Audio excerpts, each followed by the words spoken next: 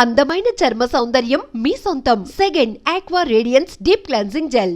Sir చాలామంది నేరస్తులు చూస్తుంటారు, రకరకాల మాటలు చెప్తుంటారు. మీరు సోటుపురం గ్యాంగ్ని పట్టుకున్నారు, తెలకపాము గ్యాంగు, పార్దీ గ్యాంగు, ఇంకా చాలా గ్యాంగ్స్ ఉంటాయండి. మీకు ఈ గ్యాంగులన్నింటిలో కూడా బాగా మీకు వీళ్ళతో చేయడం, వీళ్ళతో మాట్లాడడం కష్టం రా, వీళ్ళు ఇంటరాగేట్ చేయడం కష్టం రా అనే గ్యాంగ్ అని ఉందా? తెలగాపాముల గ్యాంగ్ ఉంది సార్. తెలగాపాముల గ్యాంగ్ ఏంటంటే సార్, అది యాక్చువల్గా బేసిక్గా అంటే వాళ్ళ గురించి నేను చెప్పాలి మీకు. ఇప్పుడు అఫెన్స్ అంటే తెలగపాము అనేది వాళ్ళ ఆరిజిన్ ఎక్కడండి అసలు? తెలగాపాములు అనేది అది ఒక క్యాస్ట్ సార్. అది ఎర్రగొల్లలు అంటారు, వాళ్ళే మరాఠీ అంటారు, వాళ్ళే గునుపోలు అంటారు, ఇలాగా పెద్దింటి గొల్లాస్ అంటారు. అంటే ఆ క్యాస్ట్ నేరస్తుల్ని ఇన్ని రకాలుగా పిలుస్తుంటారు సార్. ఒక్కొక్క ఏరియాలో ఒక్కొక్కలా పిలుస్తుంటారు అనమాట. వీళ్ళు ఎక్కడంటే జనరల్గా బేసిక్గా నర్సీపట్నం, గోకవరం, ఆకివీడు, మంగళగిరి, అస్కా, ఒరిస్సా, కొంతర ఒరిస్సా జాజ్పూర్ దగ్గరలో ఉంది సార్. అలాగే బొంజానగర్ అని ఒరిస్సా, ఇలాంటి ప్లేసుల్లో ఆడ్రా వెస్ట్ బెంగాల్, అసన్సోల్ వెస్ట్ బెంగాల్, ఈ ఏరియాల్లో వీళ్ళు ఉంటారన్నమాట. వీళ్ళు ఎక్కడికైనా నేరం చేయాలి, ఒక డెకాయిటీ, వాళ్ళంతా డెకాయిటర్స్ సార్. వాళ్ళు ఎలాగంటే చాలా కరుడుగట్టిన నేరస్తులు అనమాట. వాళ్ళు రావడం, ఒక గ్యాంగు ఒక 5 నుంచి 10 మంది గ్యాంగ్ వచ్చేస్తారు. వచ్చి ఒక బౌల్డర్ పట్టుకుంటారు. మీరు చెప్పారు కదా ఇందాక, ఒక బౌల్డర్ పట్టుకొని at a time okay shot ఆ లీడర్ ఎవరైతే ఉన్నారో వాడు అటాక్ చేస్తారనమాట. అతను కొడితేనే ఆ డోర్ ఓపెన్ అవుతుంది, అందరు కొడితే రాదు డోర్. అతను కరెక్ట్గా ఎక్కడ కొట్టాలో అక్కడ కొడతాడు, టక్కున ఓపెన్ అయిపోతే ఇన్మేట్స్ ఎవరు ఉంటారో వాళ్ళు కొట్టేయడం, లేకపోతే పొడవడం, ఏదో మ్యాన్ హ్యాండిల్ చేస్తారు. చేసిన తర్వాత బంగారు ఇచ్చేస్తే పర్వాలేదు, వెళ్ళిపోయి అలా డెకాయిటీలు చేసుకుని వెళ్ళిపోతారు అనమాట. వీళ్ళంతా కూడా ఎంత చేసినా చెప్పరు. మేము పట్టుకోవడానికి అస్కా, బొంజనారు, వీళ్ళు కుక్కలు గిక్కలు అరుస్తుంటాయి కదా సార్. జనరల్గా మేము వెళ్తున్నప్పుడు గ్యాంగ్స్ పట్టుకోవడానికి వెళ్ళినప్పుడు మొత్తం ఒక కాలనీ అంతా వాళ్ళే ఉంటారన్నమాట. పోలీసులను అటాక్ చేస్తారు, కొడతారు, రాళ్ళు ఇచ్చి కొడతారు. మీరు కాకి సినిమా చూసారు కదా, సేమ్ స్టైల్లో మాకు చాలాసార్లు జరిగిందో చూసాం సార్. రాళ్ళు ఇచ్చి కొడతారు. మీకు అక్కడ జరిగాయి సార్. మేము కప్రాల తిప్ప బెటర్గా ఉంటుంది కదా సార్, దానికి తర్వాత చెప్పండి. ఇది చెప్తాను సార్. ఈ గ్యాంగ్స్ని పట్టుకోవడానికి గ్రూప్స్ వెళ్ళాం మేము. అంటే 3 జిల్లా పోలీసులు కలిసి వెళ్ళాం సార్.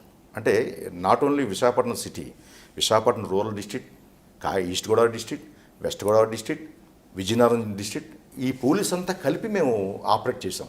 ఎందుకంటే అప్పట్లో అంత సెన్సేషనల్ డెకైటీస్ అయ్యి ఆ టైంలో మేము కలకత్తా, ఆడ్రా, అసన్సోల్, మచ్చద, పన్సికూర విలేజ్ వెస్ట్ బెంగాల్ స్టేట్లో, అలాగే ఒరిస్సాలో అస్కా, బొంజానగర్, కొంతర, జాజ్పూర్, ఇవన్నీ కూడా తిరిగాం సార్. తిరిగిన తర్వాత అస్కా అనే ఒక గ్రామంలో, బొంజానగర్ అనే గ్రామంలో మేము, ఒరిస్సా బరంపురం దగ్గర సార్. బరంపురంకి ఒక 40 కిలోమీటర్స్ దూరంలో ఉంటుంది సార్.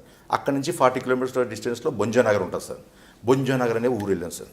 అక్కడ నాగెళ్ళ కాశీరావు, దాసు బల్లు, ఎలాంటి క్రిమినల్స్ అంటే చూడడానికి మనకే అదొకలా, వాళ్ళు చూస్తుంటే నాకు అలాగ అనిపిస్తుంది, భయంగా ఉంటుంది అనమాట. వాళ్ళు నేరం చేస్తే నార్మల్ పీపుల్ ఎలాగా జడిసిపోతారు సార్. అక్కడికి వెళ్తే అక్కడ మేము పట్టుకొని తీసుకొస్తుంటే రాళ్ళు ఇచ్చుకోవటం లోపల సార్. పాములు, వాళ్ళు పాములు పెంచుతారు సార్. ఆ పాములు కూడా మా మీద తీసేసిన రోజులు ఉన్నాయి. అయినా ఎక్కడ వదలకుండా తీసుకొచ్చి మనం అరెస్ట్ చేసి రికవరీ సుమారు ఒక 4.5 kgs గోల్డ్ రికవర్ చేసాం సార్. వాళ్ళందరూ గోల్డ్ ఎక్కడ ఇంట్లో పెట్టుకుంటారు, ఎక్కడైనా ఎవరికైనా కుదవకిస్తారు? వీళ్ళు ఏం చేస్తారంటే సార్, నేరం చేసిన వెంటనే ఏదో వాళ్ళు చెట్లు తోటలో ఎక్కడో చెట్టు కింద మొదలు కప్పెట్టేస్తారు సార్. వాళ్ళు తర్వాత పార్ట్ ఆఫ్ ది ప్రాపర్టీ అలా కొంత ఒక వాళ్ళకి సెపరేట్గా ఒక గోల్డ్ షాప్ వాళ్ళని పెట్టుకుంటారు. వాళ్ళకే అమ్ముతారు మేడం. వాళ్ళు ప్రొఫెషనల్ రిసీవర్స్ అనమాట. వీళ్ళ దగ్గర వాళ్ళే కొంటారు అక్కడ. అంటే మేము ఆడ్రా దగ్గర రికవర్ చేసాం సార్, వెస్ట్ బెంగాల్లో, భువనేశ్వర్లో రికవర్ చేసాం, కటక్లో రికవర్ చేసాం.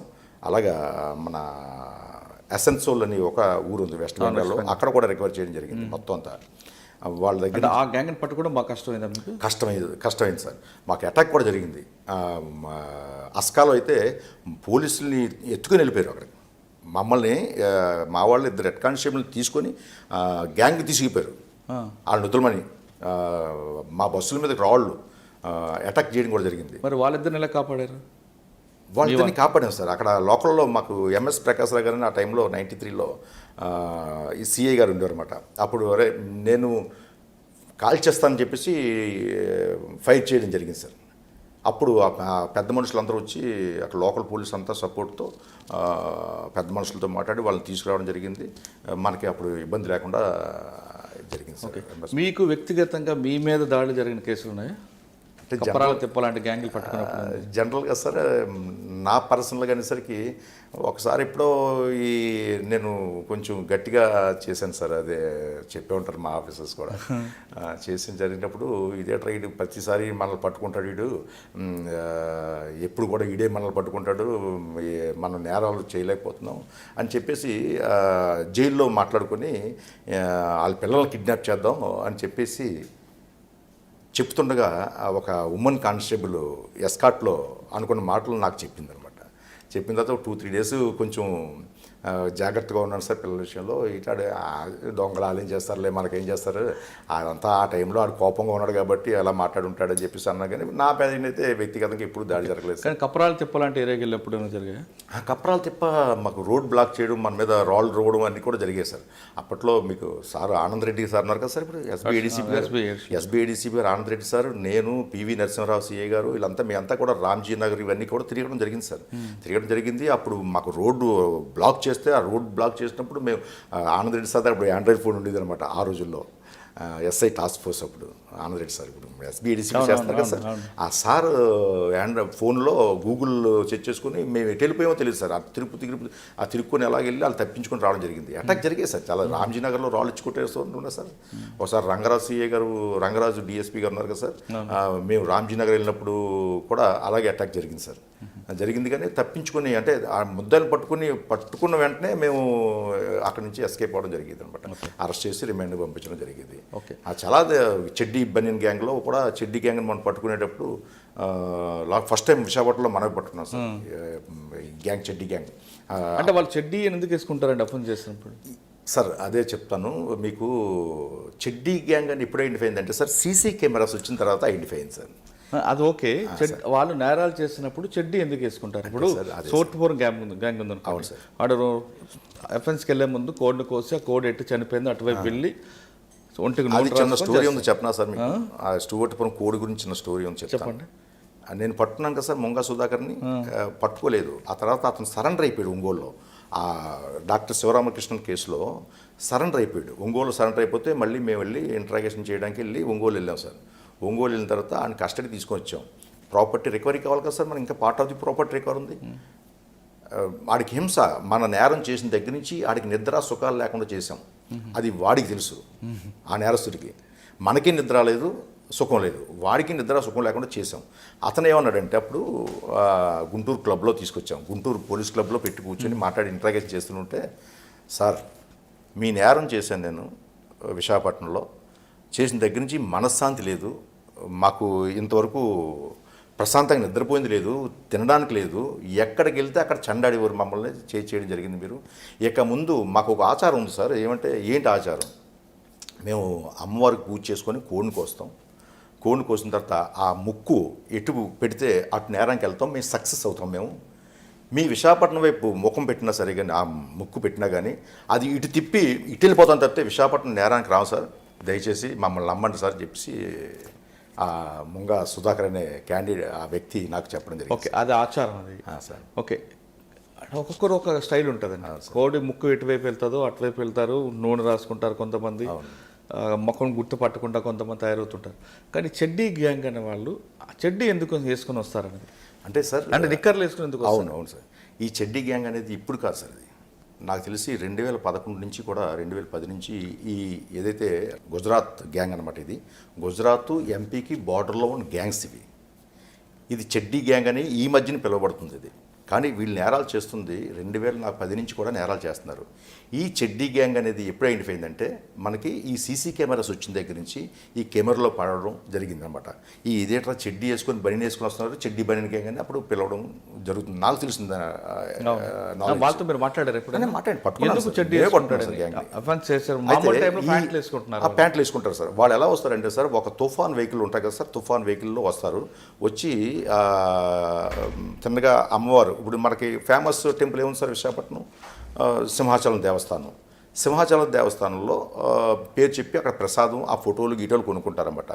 పోలీసు ఎవరన్నా ఆపేసరికి డౌట్ వచ్చి ఆపితే వీళ్ళు ఏం చెప్తారంటే మేము దేవస్థానంకి వచ్చామండి, టూరిజం అలా తిరుగుతున్నాం, తిరుపతి అన్నీ వెళ్ళాలని చెప్పేసి వచ్చాము మేము వెహికల్లో అంటారు. జనరల్గా చెక్ చేస్తే వాళ్ళ దగ్గర ప్రసాదాలు ఉంటాయి, ఫొటోస్ ఉంటాయి, అన్నీ ఉంటాయి వాళ్ళ దగ్గర.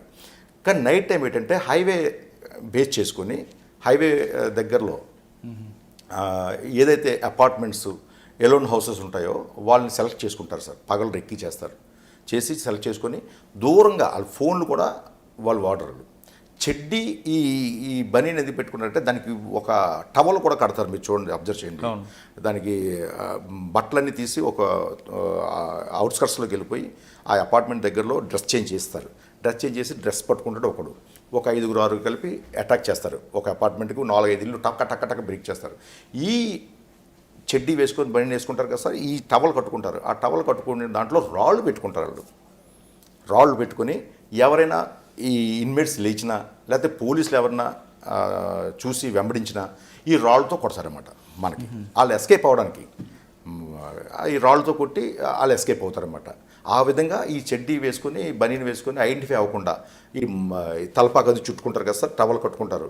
కట్టుకొని ఈ చెడ్డీ ఇది మాత్రం టవల్లో మాత్రం రాళ్ళు పెట్టుకొని వస్తారన్నమాట, రాళ్ళతో కొట్టడానికి మాత్రం. ఆ విధంగా ఆ నేరాలు చేస్తారన్నమాట. వాళ్ళతో నేను మాట్లాడాను సార్, మేము పట్టుకోవడం కూడా జరిగింది. మనమే పట్టుకున్నప్పుడు చెడ్డీ గ్యాంగ్ దాదాపు 40 సంవత్సరాల్లో చాలా గ్యాంగ్స్ పట్టుకున్నారు. వాళ్ళతో మాట్లాడుతుంటారు, ఇంటరాగేషన్ ఇదంతా నడుస్తుంటుంది. మనకు ఒక సామెత ఉంటుంది, 6 నెలలు వీరితో తిరిగితే వారు వీరవుతారని.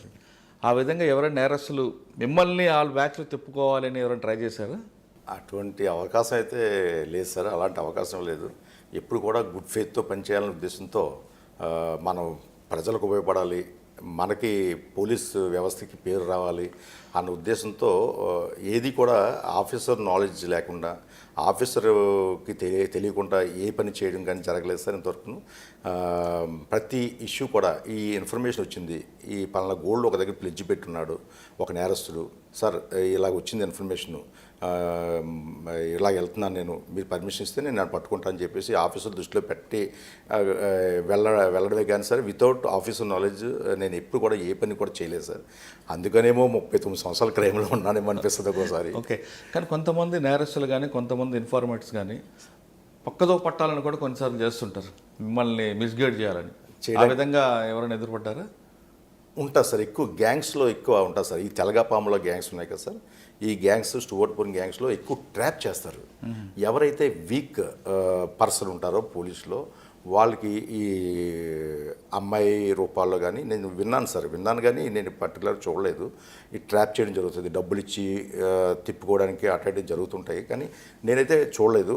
వాళ్ళు మాట్లాడుకోవడం క్రిమినల్స్ మాతో జర్నీ చేసినప్పుడు వాళ్ళు మాట్లాడుకున్న మాటలను బట్టి మనం వినడం తప్పితే నేనైతే ఇప్పుడు చూడలేదు సార్. అలానే తర్వాత సార్ క్రైమ్ పార్టీలో కొంతమంది కానిస్టేబుల్స్కి నేరస్తుల భార్యలతో అక్రమ సంబంధాలు ఉంటాయి, నేరస్తుడికి జైలుకి పంపిన తర్వాత వాళ్ళతో కాపురాలు చేస్తుంటారు అన్నది ఒక ఆరోపణ ఉంది, అది వాస్తవం అంటారు? అది అవాస్తవం సార్. ఒక విధంగా ఉంటుంది సార్, ఎందుకంటే నేరస్తులు భార్యలతో వేరే నేరస్తులు కాంటాక్ట్స్ పెట్టుకుంటారు సార్. వాడు జైలుకి వెళ్ళిపోగానే వీడు కాంటాక్ట్ పెట్టుకున్న చూసాం మేము, కానీ సార్ ఈ పోలీసులు ఇలాంటి కాంటాక్ట్స్ అనేది ఇప్పుడు చూడలేదు సార్, నేను వినలేదు కూడా. ఓకే.